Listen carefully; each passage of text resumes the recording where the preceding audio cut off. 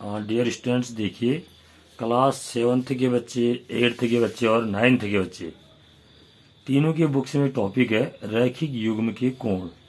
English में इसको बोलते हैं angles of linear pair. Angles of linear pair. तो एंगल्स ऑफ लीनियर पेयर यानी कि रैखिक युग्म के कोणों को समझने से पहले आप समझिए, ये एक आपके पास रेखा है, देख रहे हैं आप रेखा क्यों है? देखो, ये इन दोनों का कोई भी अंत बिंदु नहीं है। यहाँ भी तीर लगा हुआ है और यहाँ भी तीर लगा हुआ है। दैट मीन्स ये रेखा इधर को भी बढ़ाई जा सकती है, दाएं तरफ और बाएं तरफ भी बढ़ाई जा सकती है। ये एक रेखा है। इस रेखा पर अगर हम एक बिंदु लेते हैं, रेखा पर हम कोई बिंदु लें तो रेखा इस बिंदु के एक तरफ, ये इस बिंदु पर रेखा के एक तरफ बने कोण का योग हमेशा कितना होता है? 180 डिग्री होता है। ध्यान रहेगा। यानी कि हम रेखा पर कोई भी बिंदु लेते हैं तो इस बिंदु पर, रेखा के इस बिंदु पर रेखा के एक तरफ बना जो टोटल कोण होता है वो 180 डिग्री होता है। इस कोण को क्या बोलते हैं? रैखिक कोण। इसको बोलते हैं रिजु कोण। इसको बोलते हैं रिजु कोण बोलते हैं। ठीक हो गया। 180 डिग्री का जो कोण होता है इसको रिजु कोण बोलते हैं। और अब इसके बाद हम बात करते हैं आसन्न कोणों की। देखिए, अब हम बात कर रहे हैं किसकी? ध्यान देंगे आप, आसन्न कोण। इंग्लिश में इसको क्या बोलते हैं? Adjacent angle.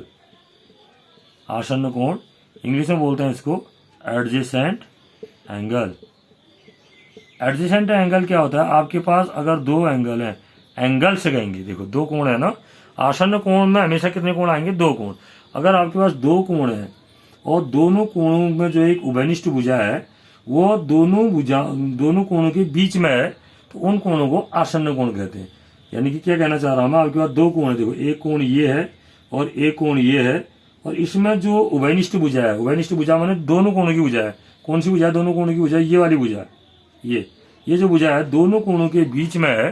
तो ऐसे कोणों को, कौन से कोण को? यानी कि कोण ए और कोण बी। हमारे पास दो कोण है, देखिए, एक तो है कोण ए और दूसरा है कोण बी, है ना। तो कोण ए और कोण बी के बीच में जो है, जो आसन्न जो उभयनिष्ठ भुजा है वो इनके बीच में है। तो इसको बोलते हैं क्या? इन कोणों को बोलते हैं आसन्न कोण और इस भुजा को बोलते हैं आसन्न भुजा। ये हुई आपकी आसन्न भुजा। आसन्न भुजा, एडजेसेंट साइड। इंग्लिश में इसको एडजेसेंट साइड कहेंगे और हिंदी में आसन्न भुजा कहेंगे। यानी कि आपके पास दो कोण है और दोनों कोण में एक उभयनिष्ठ भुजा है और उभयनिष्ठ भुजा दोनों कोणों के बीच में है, दोनों कोणों के बीच में है। इस भुजा से मिलाकर के देखो, जो आपकी उभयनिष्ठ भुजा है, इस भुजा से ये कोण भी बन रहा है और ये कोण भी बन रहा है, तो इनको बोलते हैं आसन्न कोण। यानी कि कोण ए और कोण बी ये क्या कहलाते हैं? आसन्न कोण कहलाते हैं। इतना क्लियर हो गया? तो क्या क्या बताया मैंने आपको? अगर आपके पास कोई रेखा है, रेखा के एक बिंदु पर, कोई भी रेखा हम बिंदु लेते हैं, बिंदु के बिंदु के एक तरफ, यानी कि रेखा के एक तरफ, इस बिंदु पर रेखा के एक तरफ बना कोण 180 डिग्री का होता है। ठीक हो गया। इसको हम रिजु कोण भी कहते हैं और रैखिक कोण भी बोलते हैं। और ये जो भुजा होती है उभयनिष्ठ भुजा, इसको आसन्न भुजा भी बोलते हैं। और जो कोण ए और कोण भी अलग अलग बन रहे हैं, देखिए कोण ए ये किससे बन रही है? इस भुजा और इस भुजा से मिलकर बन रही है। कोण बी इस भुजा और इस भुजा से मिलकर बन रही है। तो इन कोणों को आसन्न कोण कहते हैं। अब आते हैं हम किसमें? रैखिक युग्म के कोण। ये बहुत इंपॉर्टेंट है, रैखिक युग्म का कोण। रैखिक युग्म का कोण किनको कहते हैं? यदि दो आसन्न कोणों का योग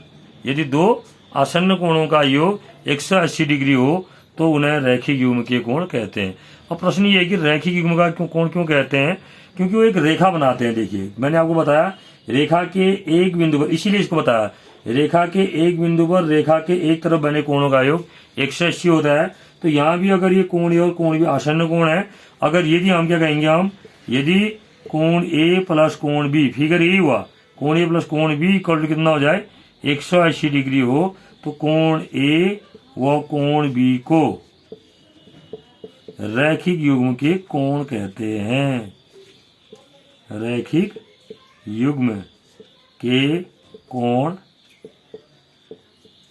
कहते हैं। एंगल ऑफ लीनियर पेयर कहते हैं। एंगल ऑफ लीनियर पेयर क्यों कहते हैं? देखो, लीनियर शब्द किससे बना हुआ है? लाइन से।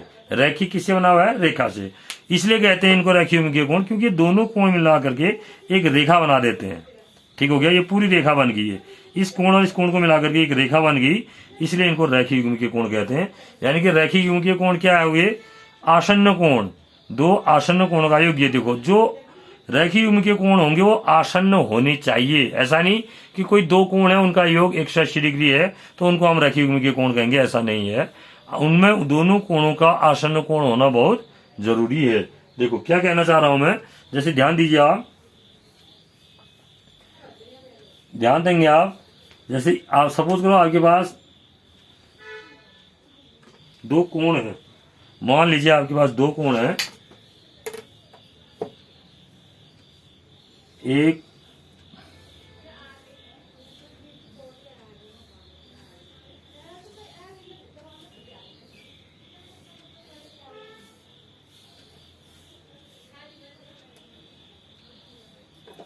माना इस कोण का मान सपोज कीजिए 60 डिग्री है और इस कोण का मान एक थोड़ी देर के लिए मान लीजिए 120 डिग्री है, तो इनका योग भी क्या हो गया 180 हुआ।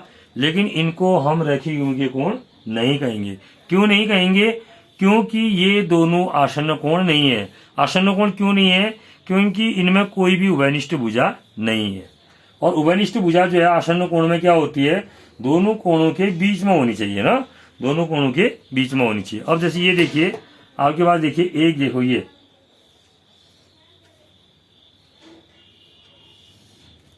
देखिए ये कोण और ये कोण, ये दोनों मिलाकर के एक रेखा बना रहे हैं, तो ये यानी कि अगर एक कोण ए है और एक कोण बी है तो ये आसन्न कोण हुए, ठीक हो गया। ऐसे ही कोण है और एक कोण सी है, हालांकि कोण बी और कोण सी बराबर होंगे, क्यों होंगे बराबर, इनको बोलते हैं क्या, शीर्षाभिमुख कोण, वर्टिकली ऑपोजिट एंगल बोलते हैं। तो कोण ए और कोण सी भी आसन्न कोण हुए, क्यों हुए, क्योंकि ये पूरी देखो ये जो कोण बन रहा है रैखिक युग्म के कोण, रैखिक रेखा बन रही है पूरी, ये रैखिक युग्म के कोण है, और इसमें ये देखो ये उभयनिष्ठ भुजा है, ये वाली, ये भुजा जो है उभयनिष्ठ भुजा है। कौन सी भुजा है, ये वाली भुजा, ये उभयनिष्ठ भुजा है।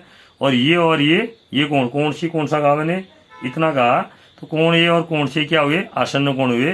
क्योंकि जो उभयनिष्ठ भुजा है इसको आसन्न भुजा भी कहते हैं, ये आसन्न भुजा दोनों भुजाओं के बीच में है। और ये जो आसन्न कोण बन रहे हैं, ये आसन्न कोण में जो आसन्न भुजा है दोनों कोणों के बीच में है, इसलिए इनको आसन्न कोण कहते हैं। इन दोनों कोणों का एक 180 अंश है, तो इसलिए क्या हुए, रैखिक युग्म के कोण हुए। 180 अंश क्यों है इन दोनों कोणों का योग, क्योंकि ये कोण और ये कोण मिलाकर के क्या बना रहे हैं, एक रेखा बना रहे हैं। यानी कि अगर दो आसन्न कोणों का योग अगर 180 डिग्री हो तो उन्हें क्या कहते हैं, रैखिक युग्म के कोण कहते हैं। तो इस प्रकार रैखिक युग्म का कोण का कंसेप्ट क्लियर होना चाहिए आपके पास। जब रैखिक युग्म के कोण हो जाएगा तो इससे संबंधित फिर बहुत सारे प्रश्न आगे आपको बताऊंगा।